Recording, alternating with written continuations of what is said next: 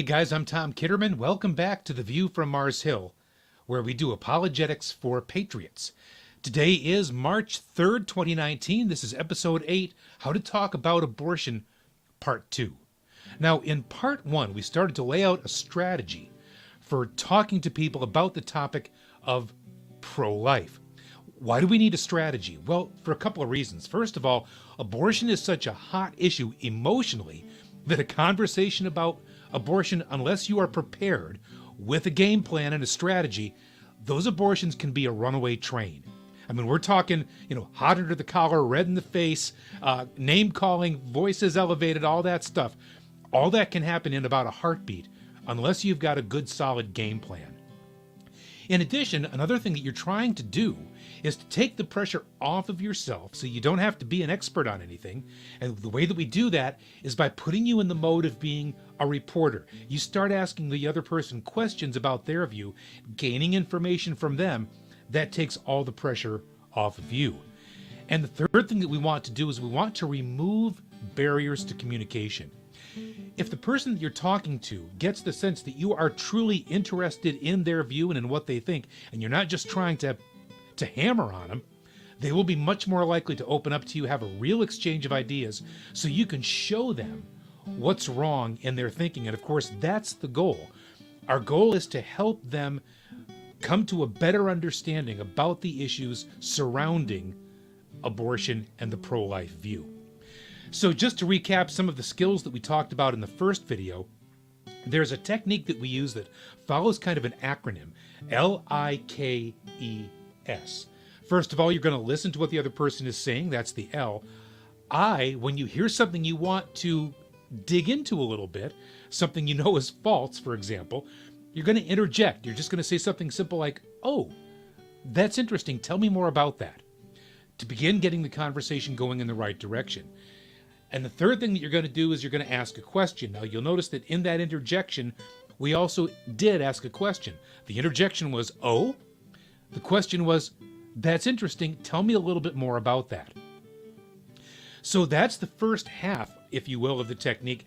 You start getting into question asking mode so that the person will open up to you, start sharing their views, and you'll be able to have something to work with. In the next part of the conversation, what you want to do is you want to kind of evaluate what they're saying and then just gently but surely steer the conversation in a different direction so you can hopefully start to show them what's wrong in their thinking. So remember, our purpose in having conversations like this is to be a good host, H-O-S-T. We want to help others see truth. We're evangelists for the truth, friends. We are trying to share the truth in love with people that just have faulty ideas about the way the world is. And we're doing that out of love because the more that we care about those people, the more that we want their thinking to be in line with God's truth. So if we're talking about the unborn, there's basically only two arguments that they could possibly make that would allow abortion to be a viable possibility. The first argument is that the fetus has no value. The second argument would be that the fetus does have value, but that doesn't matter because mom's rights always supersede the rights of the baby. Now, you'll notice that it's really not possible any longer for people arguing about abortion to say that that thing in the womb is not alive. That's silly. Clearly it's alive. That's the problem. It's growing, right? So you can't say that it's not alive. You also, because of the science of embryology, you can no longer say that it isn't a human being. The science is clear on this. From the moment of conception, that preborn baby, by the way, don't call it a fetus, that preborn baby has all the DNA that it is ever going to have at the moment of conception.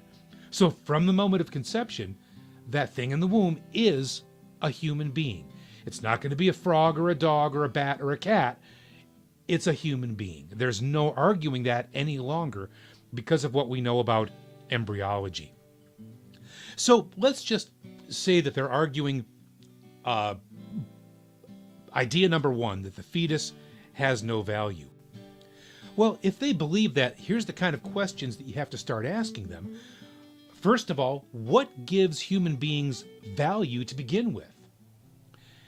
And number two, on what basis do we decide if the preborn baby qualifies as a human being who has value, dignity, and is worth protecting?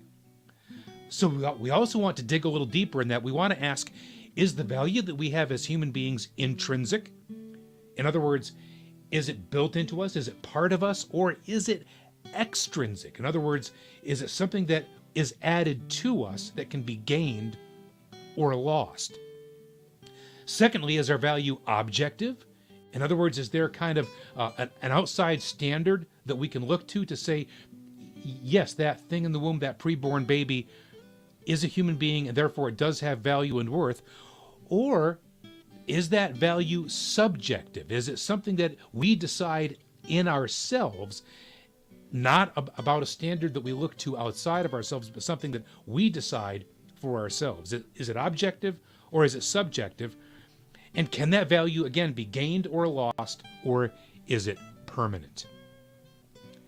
Now, on a little side note here, here's what we're trying to help our friend do to see the truth of the pro-life position. We're helping them trying to make distinctions. Differences, in other words, are the foundation of all good thinking. We'll be talking a little bit more about distinctions later on in this video. It's important. The next question that you want to ask, once you've gotten the ball rolling, once you've started the conversation and the person has started to elaborate their view about abortion and started to give you some justifications for why they believe that, the next kind of questions that you want to ask are going to steer the conversation in another direction. Now, again, you've mentally kind of evaluated their responses. You know what kind of an argument they're presenting to you, and you already have questions ready that help you steer the argument in a different direction and to help them see the flaw in their thinking. So here are a couple of questions that you might want to ask. They would start by saying something like this: have you ever considered that ... or give me your opinion on this? Again, you're gaining their agreement, you're gaining their help. You're not just trying to hammer on them. Or you might be able to say something like, what would you say to somebody who says ... and you present your opinion. Now, for example, you might want to say something like this: have you ever considered that we might have value just because we're human beings? Or how about this? Do you think it might be possible that the preborn baby has the same right as mom to live without fear of destruction? And if not, why not? And if they're still arguing in that vein, say, well, are you sure? And if you think you're sure, how do you know that for a fact? Dig down, get them to really elucidate why they believe what they believe, and show them that there might be another way to look at this. By the way, as a side note, always say preborn baby. Think in your head PBB, preborn baby. Don't fall into the trap of using dehumanizing language like fetus or embryo. That thing in the womb is a baby. It may be in the embryonic or fetal stage of development, but it's a human being. And make sure you always refer to it as such in conversations. Here's another thing that you might want to ask. If the value of a human being is something that we can gain as the result of a quality we possess by reaching some stage of development, isn't it also possible to lose that value if we regress at a later stage of life? And of course, if they're being consistent in their thinking, they would have to say yes to that point, but it might give them pause to really think about the implications of their view. So let's say, for example, that the person has the other opinion, not that the fetus has no value, that maybe it does have value, but the mom has more value, that her rights always trump the rights of the preborn baby. Now, that argument is usually coupled with some kind of language about abortions that are being had as the result of rape or incest, or in order to somehow save the life of the mom or save the health of the mom. Now, you've got to be clear in your thinking about this. This is a canard, okay? Whatever we decide about abortion should be based on the identity and status of that preborn baby, not the identity or the status of mom or dad. All right? This is just a red herring designed to keep us from looking at abortion as a whole by focusing on the hard cases of abortion that are basically statistically insignificant, but that lead to heart-wrenching moral dilemmas that most women don't normally experience in real life. There's plenty of research available, by the way. If you don't think that this is a statistically insignificant part of the abortion scene, look it up. The research is out there. I encourage you to research it for yourself. So let's do this. If somebody brings that up, don't get sucked into that discussion where you're likely to either get browbeaten or made to look like a heartless creep. You could say something like this: you know, I really understand how emotionally devastating a pregnancy like that can be. And that's a discussion that needs to take place. But before we get into that, can we just spend a little bit of time talking about run-of-the-mill abortions and see if we can come to any conclusions about those kind of abortions first before we tackle the tough stuff? Would that be okay? Gain their agreement. And if you can, by the way, get their agreement and get their cooperation at this point, you may be able to make some significant headway, and here's why. If we're not talking about mom's rights relating to extreme cases of abortion like rape, incest, and the life of the mother, now we're free to talk about mom's rights under normal circumstances where the lines of delineation are much clearer to see. So once again, we get back into reporter mode, and here's what we're after. We're looking at trying to discern what the differences are between the preborn baby and the postborn baby.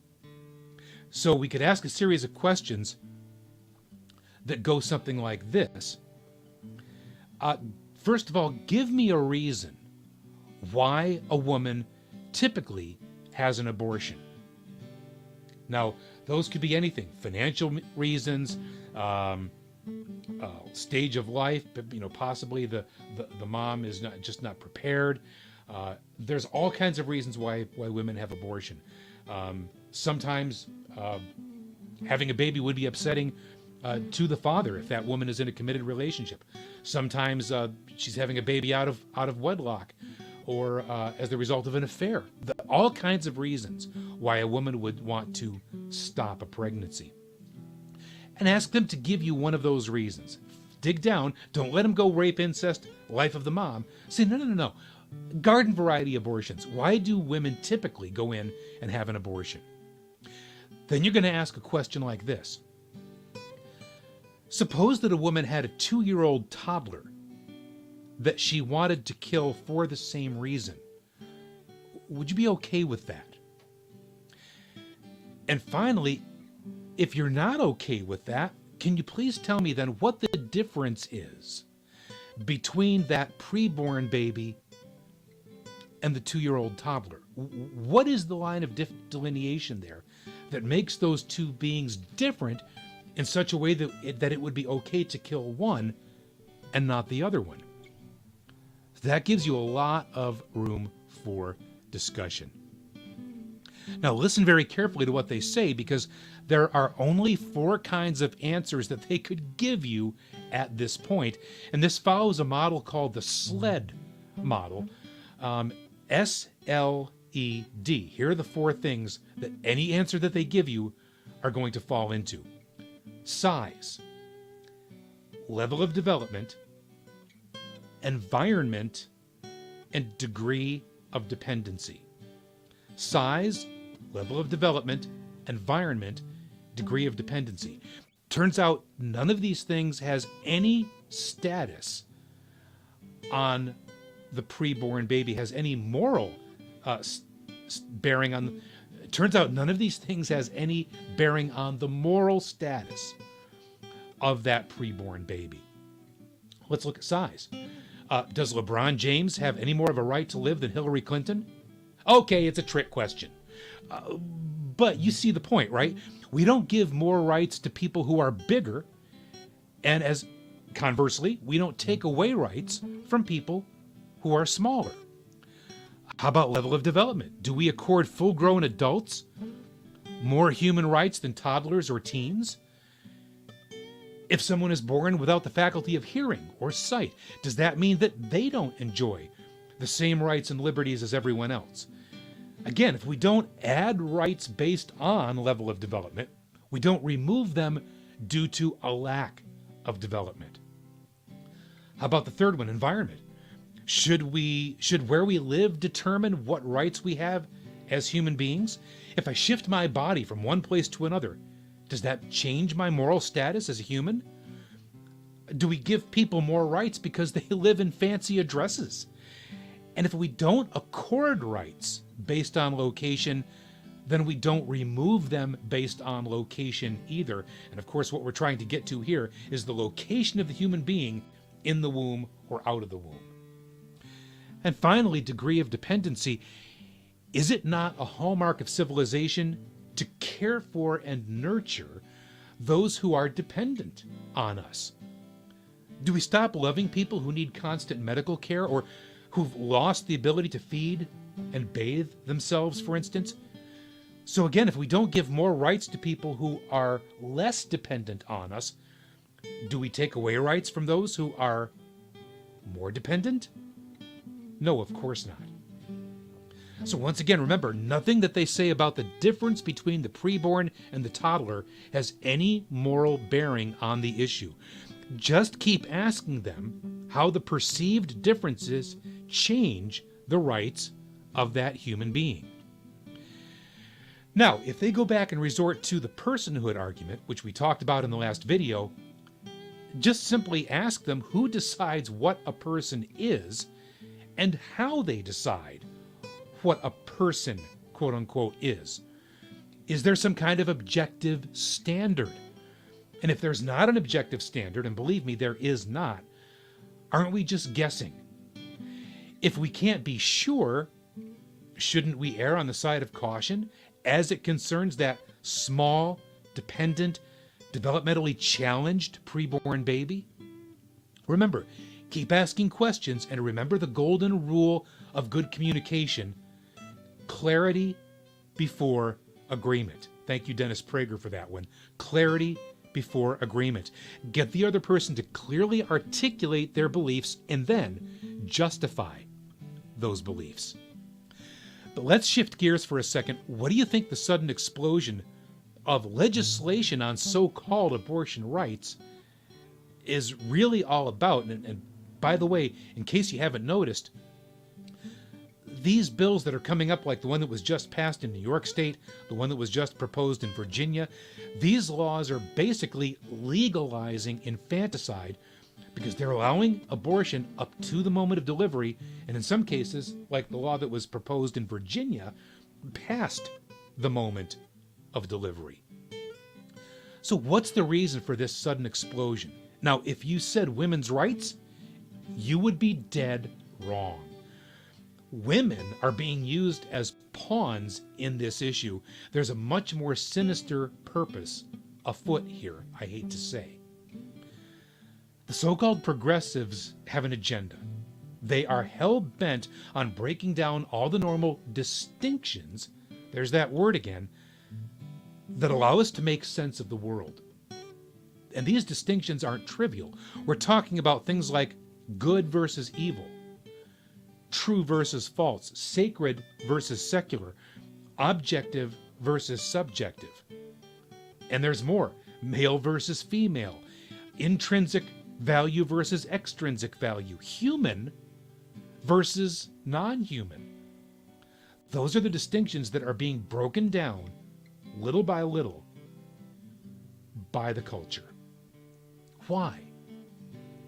Well, if definitions are in question, they can import whatever lies they need to propagate in order to gain control of the population, the economy, and the means of production. That's what they're after. So if abortion up to the moment of delivery is normative in our culture, if it becomes normative, it's a short step from there to killing the baby 2 minutes after. And if it's okay to kill the baby 2 minutes after, why not 2 hours? And if 2 hours, why not 2 days? And on and on. You see the point. Here's what's happening. Human life is being systematically devalued to the point where taking any life will be permissible as long as you can make a case that doing so will serve some sort of greater good. The goal is to reduce the population, especially minorities, to a level where the only people left are the ones who are necessary to maintain the means of production. Fewer people are easier to control. But there's even more bad news coming for the children of Adam. Devaluing human life is just the beginning. What do you see right now on every TV show, in every movie, in every commercial, in every news article? What do you see? Robots and artificial intelligence. And in the media, these machines are already being portrayed as having the qualities that we would normally ascribe to human beings. In other words, they're being treated as persons. Here's what's going to happen, and it's not that far off. Very soon, machines will be declared to be self-aware, and that will be sufficient to mark them as persons, in effect, as human. Notice that babies will not be said to possess that same magical quality, but machines will be. Eventually, it's going to become a crime to turn off or break a machine, in other words, to kill it. But babies in utero or out, or people in the end stages of life who are losing their cognitive and communicative skills, they'll be terminated at an alarmingly progressive rate. Pun intended on the progressive. But we still haven't gotten to the end game for progressives. The left has been tearing down religion for years, and the problem is that it is basic to our nature as human beings to be worshipers. God created us that way. So what's going to happen is this: Satan is going to do what he always does. He's going to provide a counterfeit to lure us away from the proper object of worship, the one true God of the universe. Now, the engine that's going to drive AI, artificial intelligence, is quantum computers. They exist right now, but they're in the early stages of development. It basically takes an entire room to put together a quantum computer.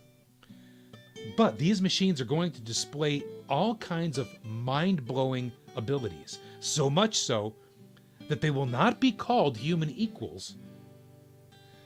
They'll be deemed superior to human beings. In effect, they'll be treated as gods. When that happens, the last vestiges of human freedom will vanish. Those who cling to an antiquated notion of an all-powerful supernatural being will be branded as senseless heretics and idiots, much in the same way they are already, but even to a greater degree, because at that point, they won't be tolerated in any way. So what do you do with such people who are holding back the advancement of humanity? Well, clearly they can't possibly be persons, so that's all for this time, friends. Thank you for being here with me. If you like this video, please share it with your friends and make a comment so I know how you can better be served by what I'm doing here, and like it as well so I can come up a little higher in the search results. And of course, we encourage you to subscribe to The View from Mars Hill, ring the bell for notifications so you know when we post new material. Thanks for being here. I'm Tom Kitterman. God bless. We'll see you next time. Bye-bye.